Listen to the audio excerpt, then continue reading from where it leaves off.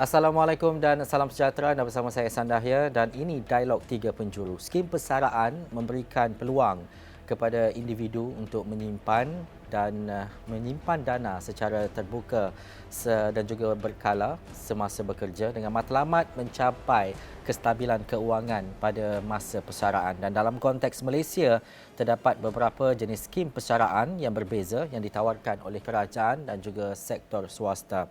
Bagaimanapun, kalau kita melihat kepada data dan juga dapatan, sekitar 37% daripada 6,818 responden kajian Malaysian Aging and Retirement Survey atau MARS tidak begitu memikirkan tentang pelan persaraan mereka. 23% mungkin akan menukar persekitaran kerja, manakala 21% lagi akan terus bekerja sehingga kesihatan tidak mengizinkan.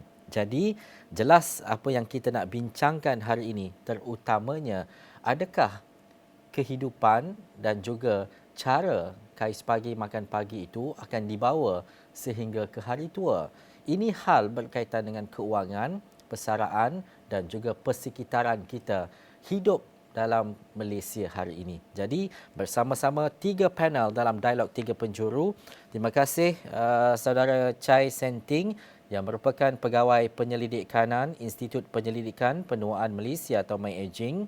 Seterusnya kita ada Dr. Haniza Khalid yang merupakan penganalisis ekonomi yang juga bekas pensyarah UIA dan juga mantan pakar ekonomi pembangunan UNDP. Dan juga kita ada saudara Ahmad Farhan Rosli, Exco Majlis Belia Malaysia MBM. Assalamualaikum, salam sejahtera kepada semuanya. Halo. Baik. Terima kasih kerana bersama dengan Dialog Tiga Penjuru. Mungkin ini antara perkara yang perlu kita memikirkan. Sejauh mana dan serius mana isu dan juga hal persaraan terutamanya bagi rakyat Malaysia yang bergaji, tidak bergaji dan sebagainya untuk meneruskan kehidupan selepas 55 tahun ataupun 60 tahun. Jadi mungkin soalan ini saya mulakan dengan saudara Chai, silakan. Thank you Ihsan untuk soalan tersebut. Saya rasa terlebih dahulu ada baiknya kita cuba fahamilah apa maksud persaraan kepada rakyat Malaysia secara amnya apabila kita buat kajian dengan Profesor Dr. Ong saya semasa tu beliau berada di Nottingham University, kita ada membuat peta apa itu definisi persaraan. Siapa yang boleh dianggap sebagai golongan pesara. It's not, biasanya dia tak ada kaitan sangat dengan umur. Kebanyakannya responden bila dia menjawab tu dia kata dia capai umur boleh keluarkan duit EPF, itu kira dia dah pesara. Ataupun dia dapat pencen. Bagi dia itulah persaraan. Tetapi ada dua lagi definisi bagi responden kami masa tu adalah dia kata alam persaraan tu bermula bila saya boleh buat apa yang saya suka. That was very important. Itu salah satu definisi takrifan yang kita dapat. Dan satu lagi dia kata ada kebebasan untuk berbuat apa yang bukan untuk sara hidup. Dia kata something that I can do yang tak perlu gaji dan sebagainya. So saya rasa ini definisi yang cukup penting bila kita kata alam persaraan dan sebagainya. So isu di sini saya rasa banyak survey daripada MAS seperti yang disebutkan tadi ataupun daripada HSBC ataupun daripada AIA. Saya rasa banyak data dan statistik menunjukkan bahawa kebanyakan rakyat Malaysia pelbagai peringkat umur tidak mempunyai perancangan persaraan. Tidak ada perancangan persaraan yang khusus Tetapi pada umur sekitar lewat 40-an, 50-an, masa itulah kebanyakannya akan bermula. They will start thinking about these issues. Tetapi mungkin kita banyak penasihat-penasihat kewangan, financial planning advisors, dia ada buat cadangan apakah amount yang perlu disimpan dan sebagainya. Tetapi saya rasa skop dan takrifan persaraan itu adalah jauh melebihilah persediaan persaraan dari segi kewangan. Banyak aspek lain yang kita mungkin kurang tinjau atau fahami. Sebelum kita nak nilai dan juga nak kira jumlah amount yang perlu ada dalam akaun ataupun simpanan itu, Mr. Chai, kejap lagi kita akan bincangkan dan juga kita akan hurai satu persatu. Tetapi Dr. Haniza, seperti yang Dr. Chai, yang Mr. Chai katakan tadi, banyak konotasi berkaitan dengan persaraan. Ada yang menyatakan bahawa seperti tadi selepas habisnya bekerja dapat KWSP, dapat pencen dan sebagainya. Ada yang mengambil tindakan untuk bersara awal keluar daripada alam pekerjaan dan melakukan apa yang mereka suka. Tetapi adakah konotasi selagi dia bekerja ini bermaksud dia tidak bersara, Doktor? Terima kasih Ehsan. Rasa takrif persaraan tu memang betul sesuatu yang kita perlu fikirkan bersama ya. Maknanya bersara ni tak semestinya bersara yang drop terus. Maknanya hidup berubah, tidak aktif, tidak produktif, dan maknanya duduk di rumah saja. So that is persaraan yang mungkin generasi dulu ataupun some generasi sekarang ni masih fikir macam tu. Persaraan ni lah mungkin ada orang mentafsirkan sebagai tidak bekerja dengan majikan secara tetap, tetapi dia produktif, dia boleh buat bisnes sendiri, dia boleh masuk NGO, dia, produktif. Being produktif dengan being bersara tidaklah bukanlah benda yang sama. Ya, dan macam yang saya kata tadi, dia boleh buat apa yang dia nak buat. Cuma macam mana dia nak decide bila dia boleh bersara? Selalunya orang akan decide bila dia tengok 4 benda. Dia tengok hutang rumah dia dah habis. Misalnya. Dia tengok hutang-hutang lain yang besar-besar ni dah habis, anak pun dah settle. Dia tengok medical card pun dah cover. Macam ada dia pencen, dia boleh pergi hospital kerajaan ke, ataupun dia ada enough insurance ke, semua kan. Dia tengok savings pun okey lah sebab dia dah tak ada komitmen, anak pun semua dah keluar, dah kosong dah rumah semua. Tetapi itu selalunya yang menolak seseorang untuk decide point ke mana dia nak bersara. Tapi sebenarnya persediaan nak bersara tu, pemikiran ataupun falsafah diri dia tentang persaraan tu sendiri, apa dia rasa persaraan tu akan beri pada dia, patut dipikir lama lagi. Persediaan tu patutnya dari umur 20-an lagi. Bersara ni bukannya setakat bekerja dengan orang sahaja.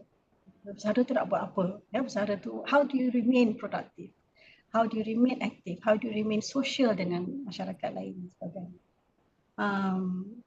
So saya rasa betul lah Chai started dengan very well lah dengan persoalan takrifan dan juga persepsi persaraan tu pada setiap individu tu sendiri. Dan juga Farhan, bagaimana Farhan melihat kepada konteks persaraan ini? Perlu ada garis masa, perlu ada tempoh apabila kita mencapai usia tua dan sebagainya, Farhan? Terima kasih Awani dan panel-panel yang bersama. Di peringkat kita, di peringkat Majlis Belia Malaysia ni, kita melihat sekarang ini memang sudah ada beberapa cadangan ataupun mungkin sudah ada cakap-cakap di media sosial yang kita tengok sekarang, terutama di kalangan generasi muda. Bila wujud, saya ingat sekitar 2019 itu sudah digembar-gemburkan berkaitan kemungkinan hak umur persaraan itu kemungkinan akan ditingkatkan.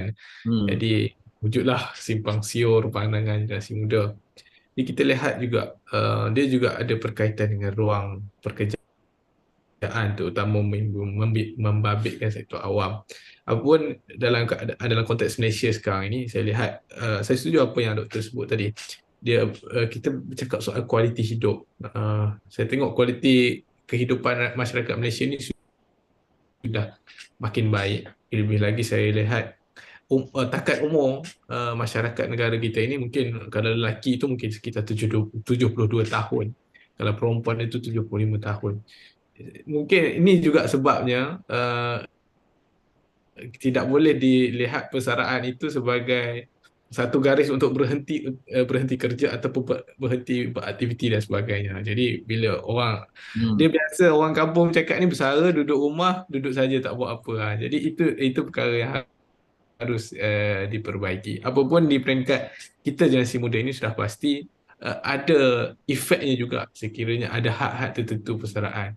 Kalau ditingkatkan, ada efeknya kepada peluang pekerjaan.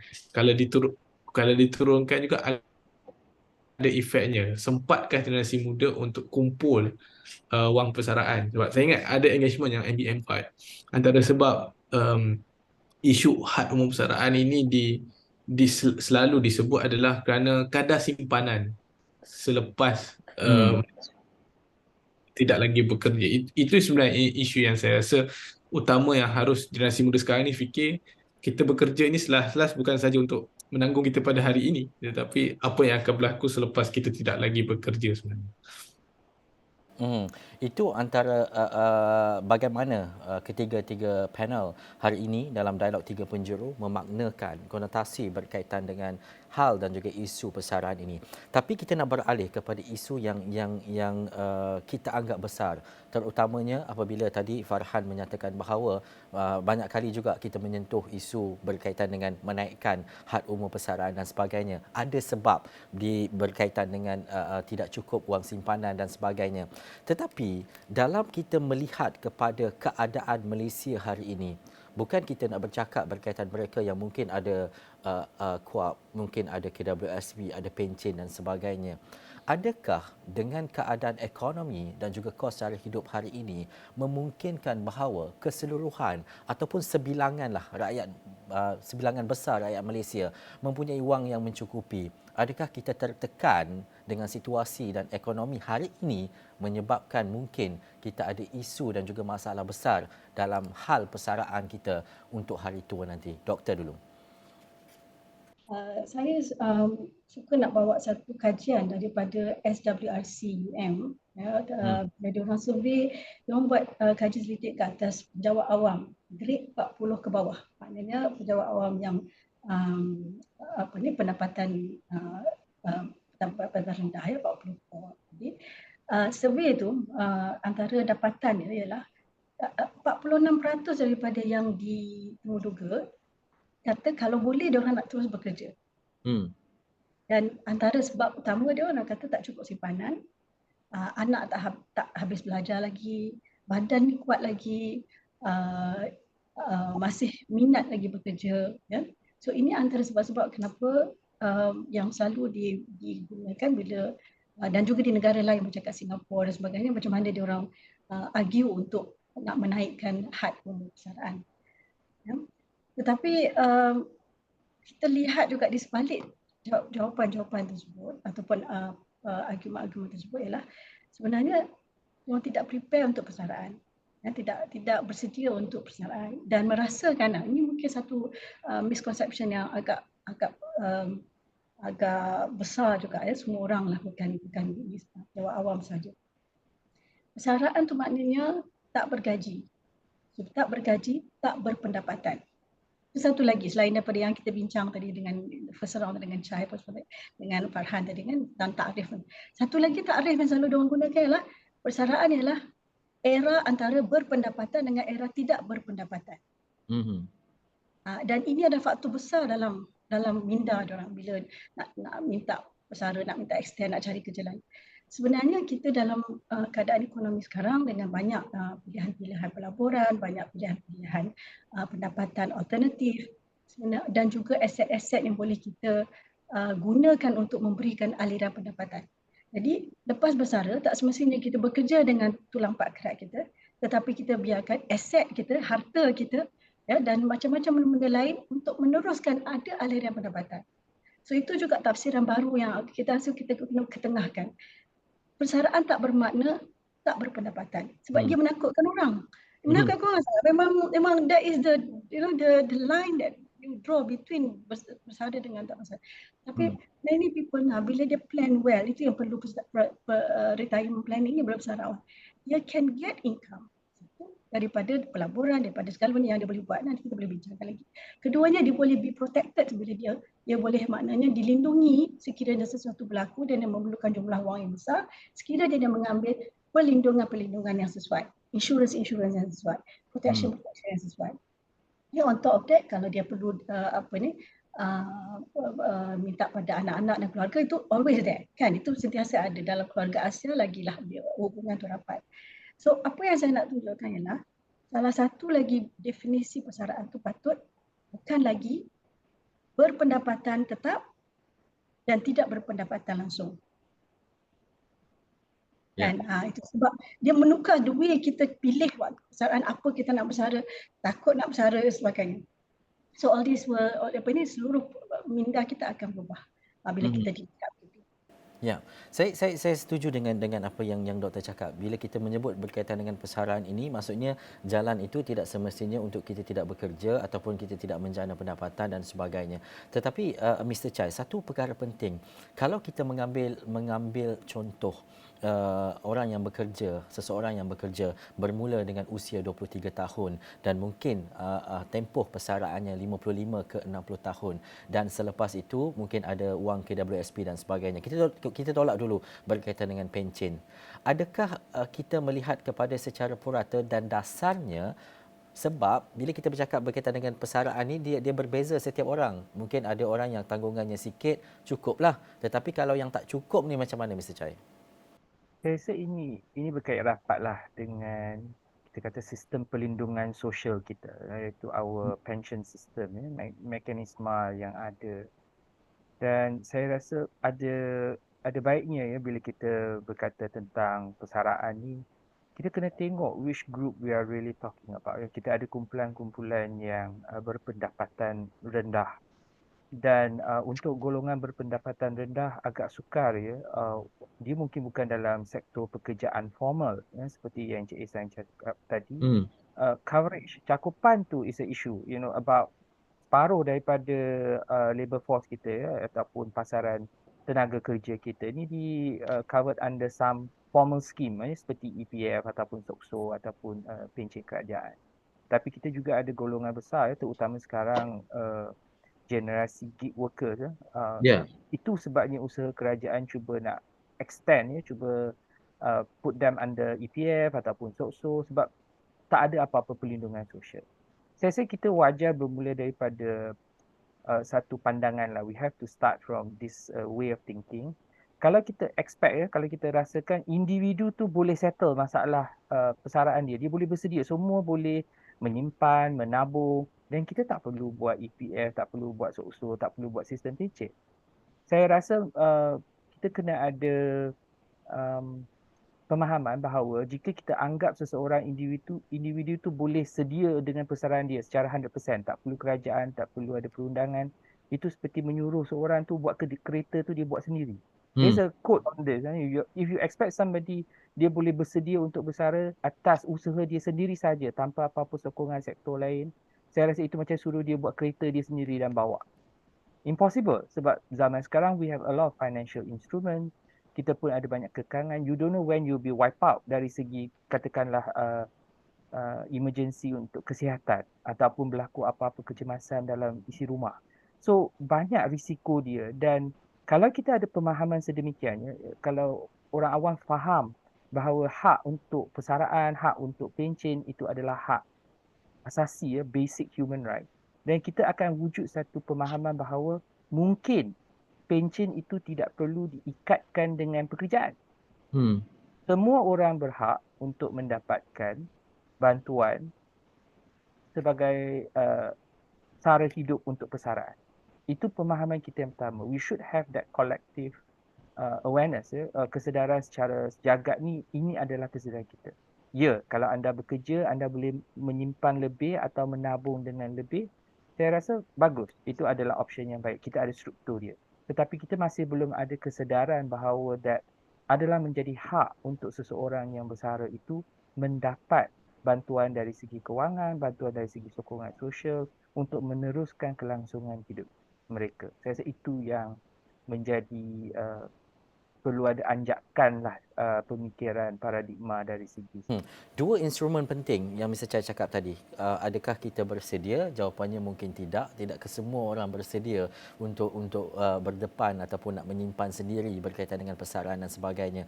Yang kedua adalah berkaitan dengan kesedaran, berkaitan dengan hak asasi untuk mendapatkan persaraan dan sebagainya. Tetapi adakah Farhan melihat kepada generasi hari ini, keadaan semasa ini menuntut supaya ada satu tindakan yang progresif, inklusif dan juga terkesan disebabkan perkara-perkara seperti ini, dan perlu ada satu anjakan yang lebih besar untuk memastikan bahawa walaupun kita sebut berkaitan dengan gig worker dan juga apa sahaja keadaan dan juga semasa, termasuk mereka yang bekerja sendiri, untuk memastikan bahawa nak tak nak dengan usia yang ada sekarang ini, ada duit ataupun tidak, dengan ada pendapatan dan sebagainya, perlu menyimpan dan terus simpan dalam apa sahaja tabung persaraan dan sebagainya. Farhan. Saya lihat memang ada keperluan sebab lebih-lebih generasi muda sekarang ni, mereka ini ada startup company. Mereka kebanyakan yang terlibat dalam gig economy adalah dalam kalangan generasi muda.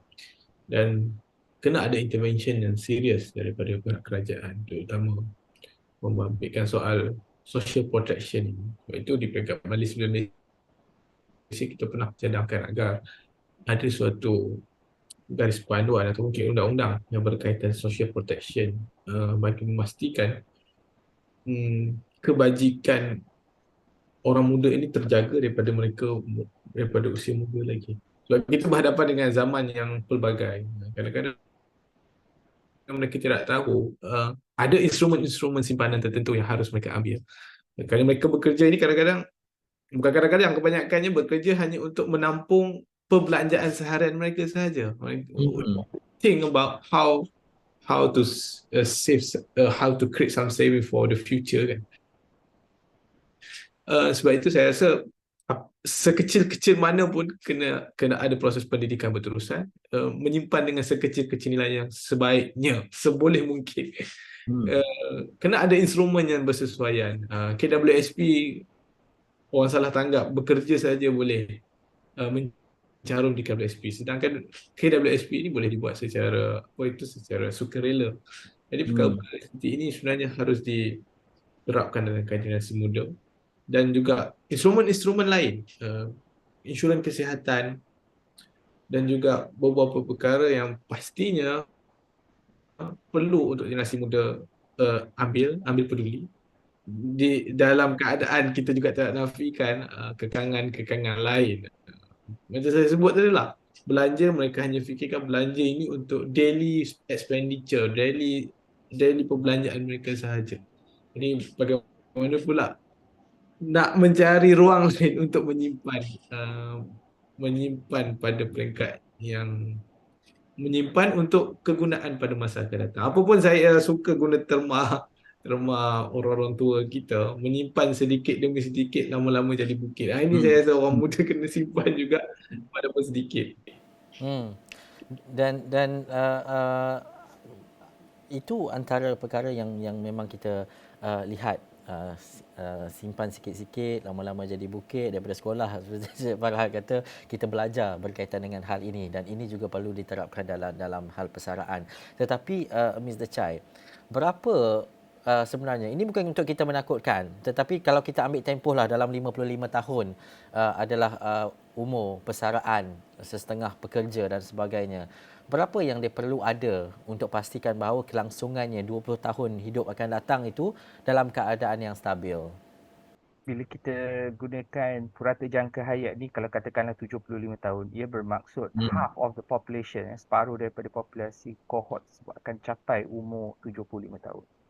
So kalau tuan-tuan dan puan-puan bersara umur 55 tahun, secara prinsipnya dari segi financial planners lah, they will say that your lifestyle must be adjusted to be apa yang awak rasakan sesuai dengan gaya hidup anda kan. Dan kita kata usually is 1/3 daripada apa yang you enjoy sekarang, what you spend now, 1/3 daripada amount yang anda biasa belanjakan.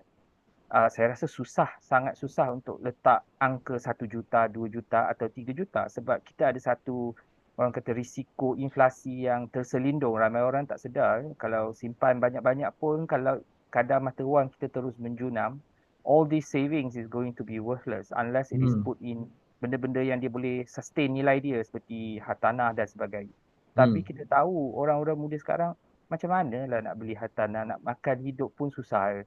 So the isunya di sini ada, kita katakan sebagai equity antara generasi. Zaman dah berubah, dah tak ada rumah yang harga 20,000, 30,000 satu biji. Dulu kalau satu orang, orang kata bergaji, a main breadwinner of the family, boleh tanggung satu isi rumah, 2-3 anak. Sekarang dua suami isteri kerja pun belum tentu cukup. Ada kaitan dengan gaya hidup, of course, sebab kita dah expect tahap comfort ataupun keselesaan yang tinggi, sebab kita dah developed countries towards that. Tapi isunya sekarang is that dalam persediaan persaraan sekarang, kalau kita tengok situasi sekarang, adalah kebanyakan warga emas ni sebenarnya dijaga oleh siapa? Oleh anak-anak mereka sendiri. You ada sandwich generation. Tapi kerajaan kena fikir dari segi pendekatan kita terhadap sistem pencen. Kita jangan fikir hanya borrow the example from foreign countries because they have always used an individualized approach. Tetapi kita ada kekuatan kita sebelum ada sistem pencen, sebelum kita ada sektor ekonomi formal. Warga emas pun kena hidup juga. Nak bersara tak bersara, kerja kat bendang sampai tak boleh angkat cakul tu dia kena bersara. So isunya di sini is that apakah persediaan kita untuk membantu isi rumah, membantu keluarga untuk menjaga mak ayah dia. Saya rasa tak ada anak-anak yang kat dunia ni rela dia sengaja tak nak jaga mak ayah dia. Kalau nak pun nak tolonglah sikit-sikit bantuan isi rumah dan sebagainya. Tetapi kita sekarang kerajaan galakkan sistem ekonomi kapitalis ni kalau paling baik perempuan pun bekerja. Nak naik jadi angka tu cantik, GDP tu boleh menyumbang lebih. Tapi sebenarnya dia dari tangan kanan ke tangan kiri. Kita dapat itu pun kena belanja kos penjagaan anak, penjagaan warga emas, penjagaan keluarga, ahli keluarga yang lain. So ini isu saya rasa kita sangat luas lah isu persaraan ni sebab dia mencakupi isu sistem perlindungan sosial, sistem nilai masyarakatan kita dan juga apa yang dirasakan paling sempurna ya dan adil kepada generasi yang berlainan. Kalau nak suruh orang muda sekarang berjimat dan sebagainya pun boleh juga, bukan tak boleh. Kita galakkan nilai yang baik, amalan menabung. Tapi kalau dia simpan duit tu, tahun depan nilai mata wang tu berosot lagi, dia hilang 20% lesap duit dia. Cuba bayangkan ya, 20-30 tahun dahulu seorang ahli bomba start gaji dia baru 700. Ini government salary ya, dia pegawai. Dia start di saya mungkin masa dulu 1950, 60, 70s 700. So kalau dia bersara 30-an, 50 years after that dia bersara ataupun 60 tahun, berapa simpanan dia sebenarnya?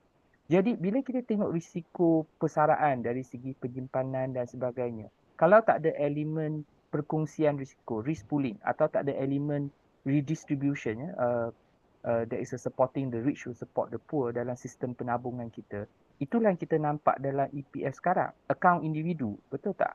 Tapi hampir 60, 70, 80% daripada nilai dalam tabung tersebut belongs to the T20.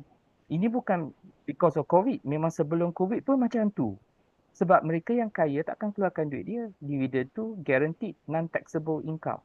So dia boleh pakai interest dia pun dia boleh hidup untuk bersara.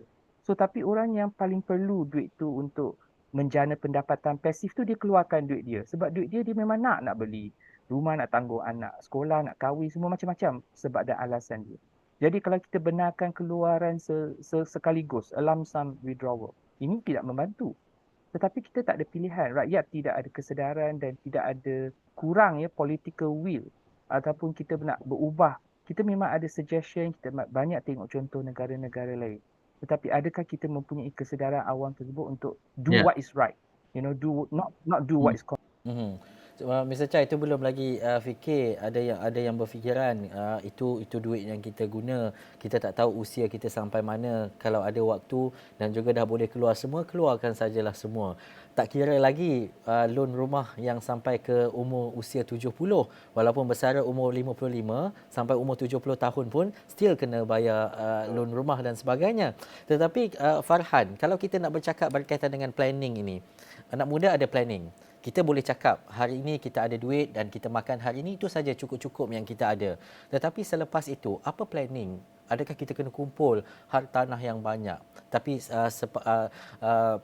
seperti yang Mr. Chai kata tadi, kita perlu ada planning ataupun kumpulan risiko untuk kita bersama-sama menghadapi keadaan dan juga situasi seperti ini dan sebagainya. Tetapi untuk Farhan, bermula bagaimana untuk kita meletakkan planning sebagai seorang individu terhadap keluarga dan orang lain untuk pastikan bahawa kita tidak menyusahkan selepas 55, 60 tahun dan sebagainya. Bukan saja untuk diri kita, tapi untuk orang sekeliling. Ya, dapat tidak dia kena mula dengan mencarum lah. Ada caruman pekerja jika sudah mula bekerja. Yang tidak bekerja di sektor formal ni, yang saya sebut tadi, startup company dan sebagainya, mereka boleh buat lagi caruman secara sukarela. Mungkin ini proses pendidikan yang berterusan yang saya rasa KWSP dan juga pihak pertubuhan belia kena gerakkan. Kadang-kadang ada kalangan kawan kita kan, saya tak kerja macam mana saya nak mencarum. Itu benda-benda yang saya rasa kena diperbetul dalam masyarakat. Dan yang kedua, itu dua. Caruman itu saya rasa is a benda yang kena ada terutama dalam kalangan generasi muda kita. Next kita bercakap soal social protection. Kena ada juga instrumen perlindungan kesihatan dan ialah tiada dapat tidak kena ada juga sedikit simpanan. Saya rasa ini juga proses pendidikan, lebih lagi engagement kita dengan AKPK. Saya ingat lebih banyak golongan muda yang kebanyakannya bankrupt sebelum 30 tahun ini. Perkara-perkara itu kena dilaksanakan. Mungkin kerajaan kena cari, contohnya bantuan-bantuan tunai ini tidak lagi diberikan secara tunai, tapi mungkin boleh bantuan tunai ini diberi secara kaedah takaful, long term saving dan sebagainya. Dan juga generasi muda kena kawal pembelanjaan. Dia kena membezakan antara cara hidup dan gaya hidup. Ini kadang-kadang yalah, generasi muda kita ni nak reward themselves kan. Kopi di kedai biasa RM3 ada kopi yang RM13. Itu juga benda-benda yang simple thing yang boleh dibuat. Dan juga soal social protection ini kita kena mendidik masyarakat kita untuk, kalau pelajar-pelajar universiti itu kita propagate the idea of learn life balance. Kalau kalangan mereka yang sudah bekerja adalah work life balance, maknanya kena jaga kesihatan, banyakkan bersukan dan sebagainya. Ini benda-benda intervensi yang kita boleh buat, tapi again dia tidak boleh hanya ada instrumen dan sebagainya, tapi kena ada juga soal penjagaan kesihatan, social protection dan sebagainya. Sebab nanti lepas bersara ini kita bukan nak bersara itu duduk rumah semata-mata, nak ada juga aktiviti mungkin. Sebab ada yang mereka yang telah lebih daripada usaha bersara ni, umur bersara ni bawa Grab dan sebagainya. Jadi kita kena pastikan usaha yang ada ini di productivity itu masih ada walaupun telah melebihi sesuatu umur persaraan yang ditetapkan. Maknanya bersara itu tidak semestinya bersara sepenuhnya.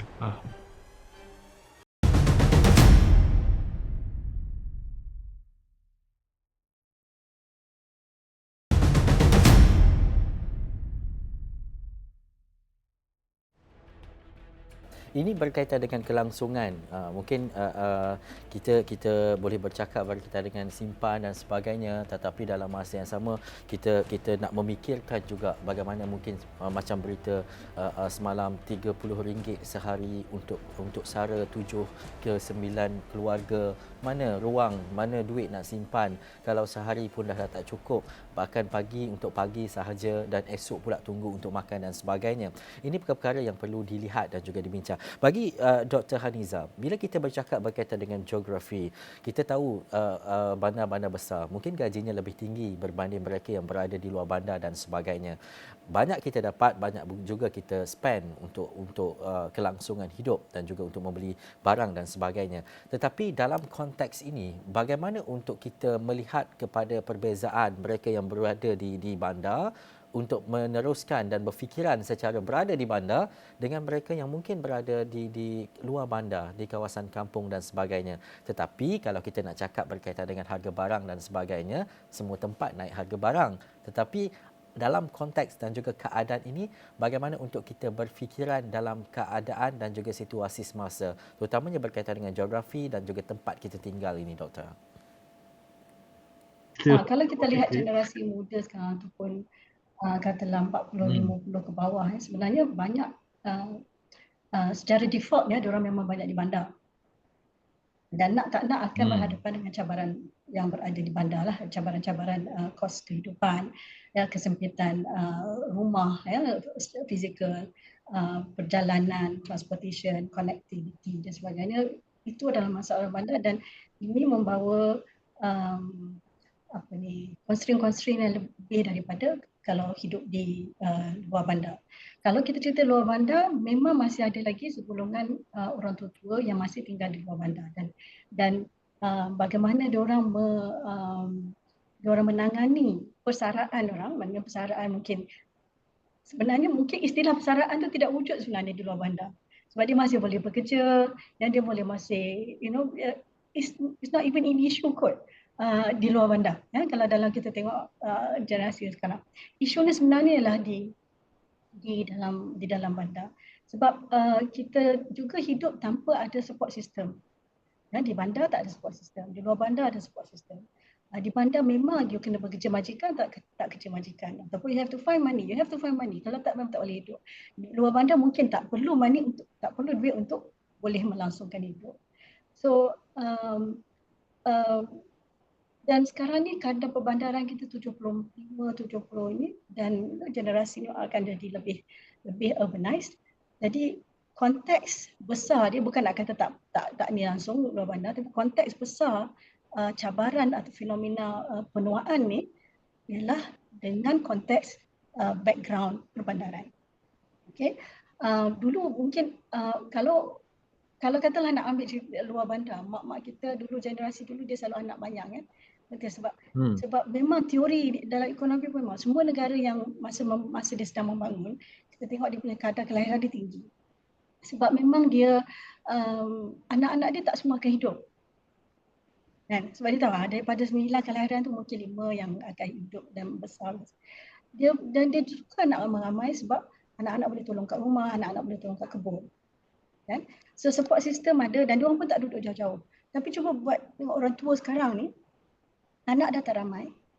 Anak tu sendiri ada cost of living yang tinggi. Duduk entah kat berapa kilometer, berapa town away from us. Kan? Lepas tu dan kata dia pun sendiri, anak tu sendiri pun bekerja informal. Jadi anak tu kerja kais pagi makan pagi, kita tak boleh lagi menggunakan anak sebagai support system. Dan anak kita pun nanti juga mungkin tak boleh menggunakan anak-anak dia sebagai support system.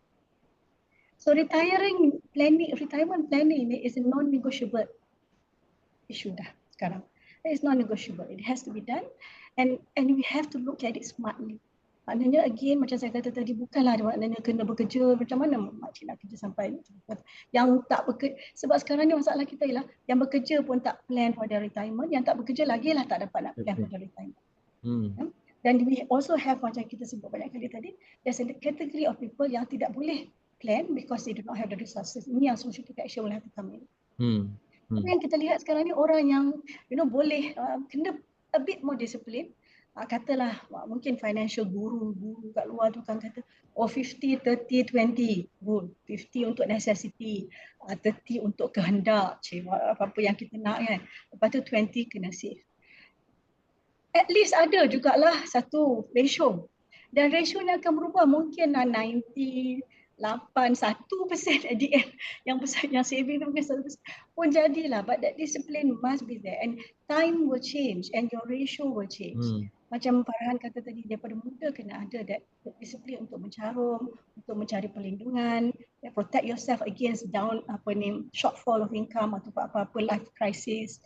Lepas tu invest, make your money work for you. Sebab tak semestinya kita boleh bekerja sampai bila-bila. Dan mungkin apa yang kita buat tu tak cukup. So we have to look at retirement, plan. First we have to decide memang kita nak plan. Lepas tu kita plan smartly. So gunakan apa yang ada dalam ekonomi semasa sekarang. Kan? Memang banyak scam lah at the same time. So hati-hati jugalah. Cuma what I'm saying is that if you look at it positively, social protection is government's responsibility and we need some good criteria untuk menjalankan sistem supaya dia jadi efisien, tidak terlalu membebankan dan dia efisien. But at the same time, those who can plan, those who can mencarum, macam kata kena ada 3 benda ni, dia kena simpanan, caruman untuk tua, dia kena ada investment dan dia kena ada protection. Any one of us, any Tom, Dick and Harry should have that plan. Ya.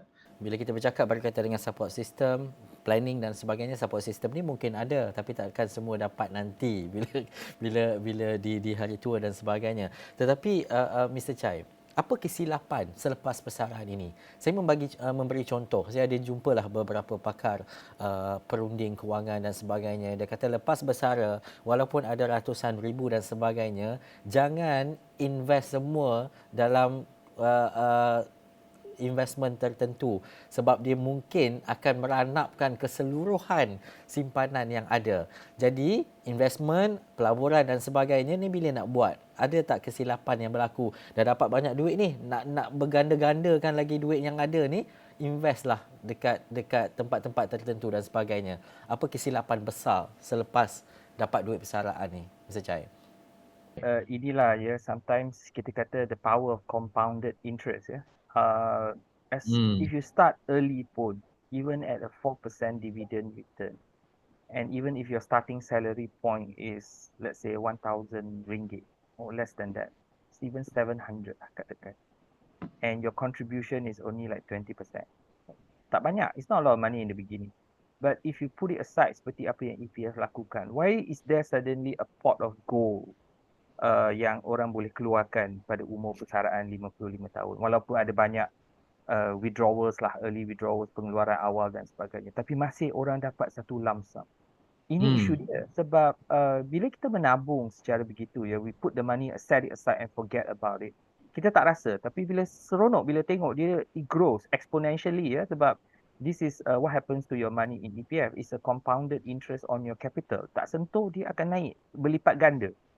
But risikonya sekarang is ada one lump sum withdrawal yang sistem yang kita ada sekarang ni.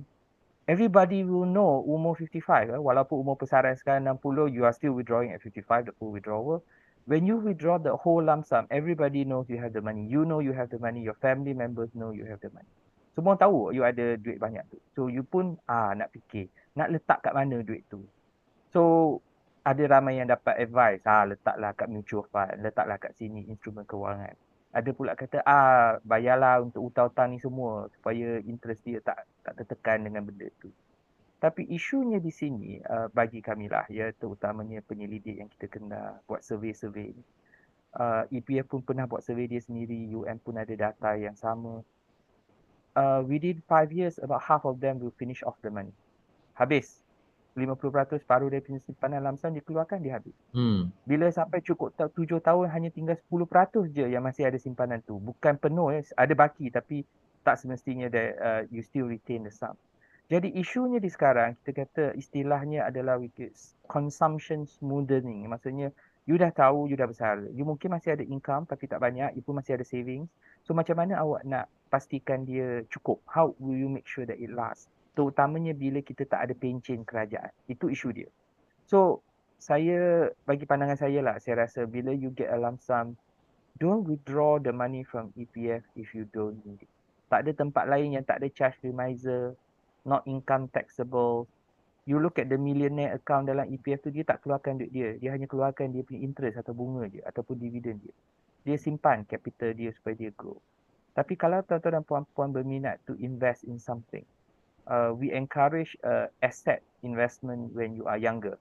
Kalau dah tua-tua ni, we don't encourage any more asset investment lah, because it is quite a big hassle. Tapi if you don't have a house already, or you don't have a spare property to rent out to provide passive income for yourself, then at least you have to make sure that you cuba hidup tu on a withdrawal, saving basis. Cara awak nak hidup ni, semakin lama semakin habiskan duit simpanan tu, then saya rasa you have to make sure that it lasts, cukup untuk emergency. Kalau tak ada insurans, ini masalah industri. Jarang ada insurans yang nak cover orang tua-tua, sakit orang tua ni semua. So ini isu pelbagai sektor. That's seperti yang Dr. Haniza cakap tadi. You do what is within your means sebagai individu. Anda lakukan apa yang terbaik untuk diri anda sendiri. Tetapi pada masa yang sama, apa-apa sistem tidak formal tu, kita kena bergantung kepada sistem formal. Ada intervensi kerajaan, ada simpanan EPF, ada perundangan dia. Kita perlukan semua ini sebab dah tak adalah zaman anak 6 orang, 7 orang nak tanggung. Mungkin anak 2-3 orang pun sendiri tak cukup makan, seperti yang Dr. Haniza cakap tadi. Betul. Ini realitinya dan kita tidak menafikan. Tapi untuk Farhan, adakah kita perlu melihat kepada sebelum ni ada cadangan untuk mewajibkan bahawa pengeluaran KWSP selepas persaraan ditetapkan seperti pencen untuk dapatkan setiap bulan dan sebagainya.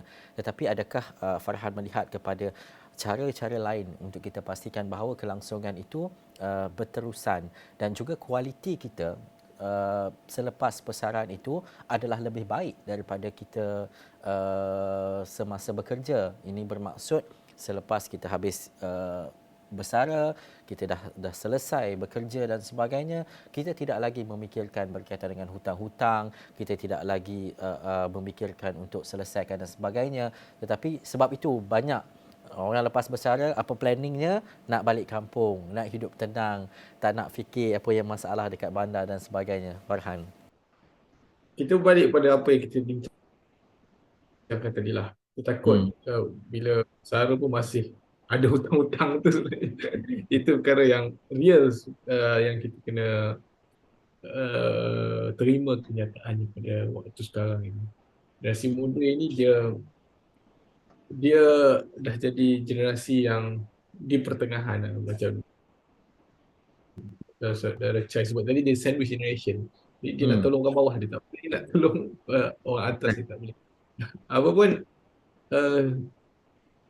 pandangan kita adalah lebih persesuaian kepada kita untuk menggunakan instrumen yang sedia ada, yang saya rasa lebih lebih praktikal.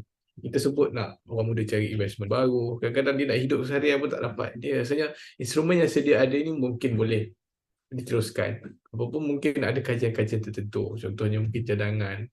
KWSP ni tidak boleh ditarik sekaligus, buat sistem sebagaimana pencen. Saya rasa itu juga mungkin antara perkara-perkara yang harus difikirkan oleh pemegang pengubah polisi dalam negara. Sebab kita nak pastikan kehidupan ideal itu bukan sahaja ketika waktu sekarang ni, tapi selepas mereka tidak lagi bekerja dan sebagainya. Walaupun kita ada peningkatan sudut kualiti kesihatan dan sebagainya, tapi last kehidupan seharian kita ini memerlukan wang perbelanjaan tertentu. Jadi itu saya rasa kena ada kajian, apa pun kajian-kajian daripada negara yang luar daripada kita ini, kena tengok juga keadaan struktur ekonomi kita ini. Dalam keadaan pertukaran, kita bercakap soal ekonomi baru ini, tidak semuanya perkara yang ada the best practice in negara lain, in other country, boleh directly apply dalam konteks negara kita.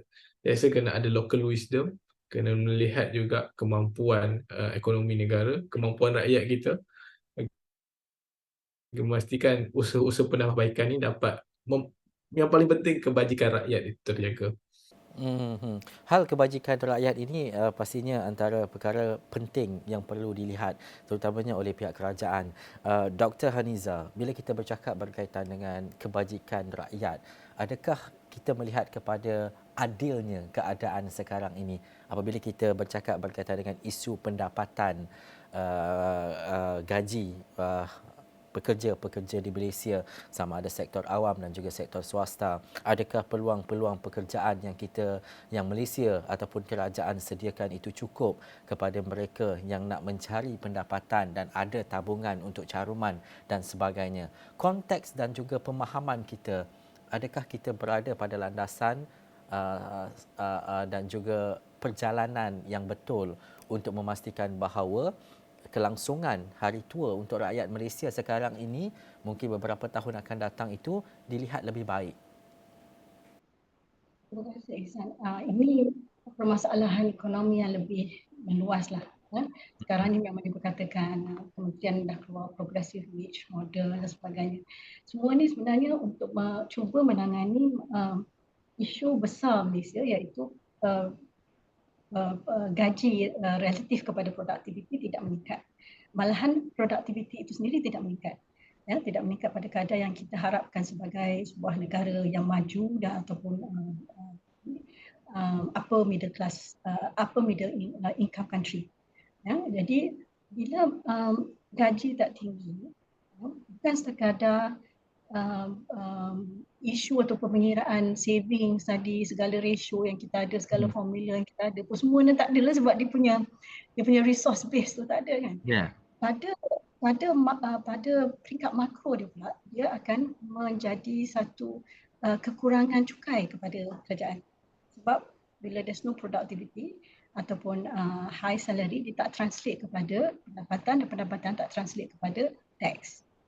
Kan? So dia jadi kita sama-sama sempit, sebab kita dah individually at the household level, micro level, kita sempit dari segi itu. Nak harap kat kerajaan pun dia agak limited dalam fiscal space yang dia boleh buat semata-mata untuk satu agenda. Dan sebab banyak agenda lain dalam negara, kan? So semua benda ni bersaling kait, dan kalau kita tak bersedia atau mungkin ada perkataan ketidakpedulian ataupun ketidakketersediaan untuk menangani this micro issue dengan makro issue ni, kita akan pusing ke situ lah. Malahan quality of life kita akan makin buruk. Jadi selalunya memang kalau tanya dia, orang yang kata this is a structural issue. Structural issue bukan satu benda yang boleh selesai sehari, dan dia bukan boleh dijawab dengan satu model ataupun dua model. It's a lot of things, dan kita perlu ikhlas dengan diri kita. Solution ada pun, adakah kita akan implement solution tu? Kan? Solution ni pun bukanlah susah. I mean, everyone can say we need to move up the value chain. I mean, the solution has been put out there so many times. How many of the industries or the people or the government machinery that is actually opening that pathway ataupun forcing us down that pathway, that kita boleh create a higher value added chain, especially dalam menangani penuaan. Sebab penuaan memakna ekonomi kita juga perlu ekonomi yang boleh berfungsi dengan demografi yang berubah ni. Economy is linked to demography, for sure. Kita tak boleh, because we are not all going to be working at the same level. So kita ada banyak masalah lain dalam labour market, tapi salah satu dia ialah our labour market is also aging. So that means that the economy needs to respond to that aging workforce. So it's a structural issue, dan I rasa kita harap dengan GSP, dengan RMK dan sebagainya semua, dan juga trickle down kepada industri, kepada kerajaan, kepada local governments, that we put the end in mind and we work towards it. Nak comfort zone memang tak payah berubah lah, macam ni lah kita. Kan, semua orang macam ni. Kalau semua orang protect dia punya comfort zone, beginilah kita. Tapi kalau semua orang make that extra difference, extra change, and insyaAllah we get there somewhere, at some time lah. Kita kena keluar daripada comfort zone. Extra perkara yang perlu kita buat seperti yang doktor nyatakan tadi. Saya ada 2 minit saja. Kita nak buat kesimpulan lah daripada setiap panel. Kita mulakan dengan Farhan. Daripada kita perbincangan ini, apa yang perlu kita perhalusi dan juga kita lihat. Mungkin setiap seorang dalam 30 ke 40 saat saja. Silakan Farhan. Mudah untuk generasi muda, memulakan dengan simpanan sedikit demi sedikit, lama-lama jadi bukit. Baik, itu antara perkara penting, sangat ringkas, tapi ini sangat-sangat bermakna. Kita tahu daripada kecil sampai ke besar, ini adalah perkara yang perlu kita nilai dan juga kita faham. Dr. Haniza, silakan. Saya nasihat pada diri saya dan juga generasi muda yang kata memang retirement ni is non-negotiable. Perlu dilakukan, dan dalam keadaan yang sebaik mungkin ialah kita have to plan smart. Dan kita bayangkan yang kita invest ni ialah diri kita. And we don't leave it to autopilot, nanti apa jadi-jadilah. We don't leave it to chance. Biarlah kita berusaha, apa jadi-jadi, tapi biarlah kita plan. So it's like you are investing in yourself 50 years from now. So I'm sure you want to plan. Macam you nak plan pergi university, you're investing in yourself. Sama juga you want to invest in yourself. At that age. Yang sering berlaku, apa nak jadilah. Yang penting hari ni kena settle dulu ni. Jangan kemudian tu nanti fikir. So invest in yourself. Macam you nak invest, macam you nak simpan nak pergi travel kan. You simpan lah untuk Okey. Ada orang lain lah nak tolong kita tu masa tu kan. Betul. Okey. Okay, I think for myself as yang paling penting, alam persaraan tu panjang ya. It's almost 1/3 of your life now. So bagi saya paling penting adalah kena ada persediaan bukan saja dari segi kewangan, tetapi juga dari kesihatan dan juga dari segi sosial. Invest seperti yang Dr. Haniza cakap tadi tu, also in your orang kata pertalian, perhubungan kekeluargaan, family relationship. Alright, ada duit, tak ada duit, ada kesihatan, tak ada kesihatan, ada orang di samping anda semasa persaraan. That is actually 3 things lah yang saya rasa kita sebagai individu kena fikir betul-betul, what do we want. Jangan hanya fokus kepada kewangan sahaja, tetapi itu penting. Kesihatan pun cukup penting. Hubungan persaudaraan pun penting. So bagi saya, dari segi individu, itulah persediaan anda. Tetapi dari pihak kerajaan, dari pihak komuniti, kita boleh fikirkan macam-macam jenis seperti yang Dr. Haniza dan Farhan katakan tadi, mungkin rent to own properties. Banyak model dia. Kita cuba nak salurkan kekayaan of preserving wealth for the future. Tetapi isunya adalah political will dan public awareness. That's why program macam Encik Ihsan dengan Extra One ni penting supaya orang awam ada kesedaran. Bukan kita kata nak tarik duit keluar daripada EPF tak nak bagi balik. Tapi kalau awak anggap duit EPF tu awak punya, your own personal account, itu dah silap. Singapura bayar sampai 40% kepada CPF pun tak cukup juga. Sebab dia dah termasuk kat situ insurans kesihatan dan perumahan. So kita kena fikir apa yang kita hendak dan apa yang kita perlu rancang dan apa yang kita rasa kerajaan perlu perundangkan, dan kemudian kita kena support apa yang membawa implikasi positif kepada semua. Bukan sahaja kepada golongan yang kaya je boleh enjoy. I think that's very, very important. Ya. Isu paling besar, paling utama adalah berkaitan dengan kesihatan. Kalau kita ada masalah kesihatan ni, nak kerja tak boleh, nak simpan tak boleh, nak sikit-sikit lama-lama jadi bukit pun tak dapat dan sebagainya. Apapun, terima kasih kepada tiga panel kita. Mr. Chai Senting, Pegawai Penyelidikan Institut Penyelidikan Penuaan Malaysia MyAgeing, Dr. Haniza Khalid, Penganalisis Ekonomi, bekas pensyarah UIA dan juga mantan pakar ekonomi pembangunan UNDP, dan juga saudara Muhammad Farhan Rosli, Exco Majlis Belia Malaysia MBM. Ini perkara penting dan saya mengharapkan agar perbincangan ketiga-tiga panel ini memberi manfaat kepada kita semua. Kita kena ada planning, kita kena merancang support sistem yang baik dan sebagainya. Terima kasih kepada semua yang menonton. Sekian dulu Dialog 3 Penjuru. Saya Ihsan Yahya. Assalamualaikum dan jumpa lagi.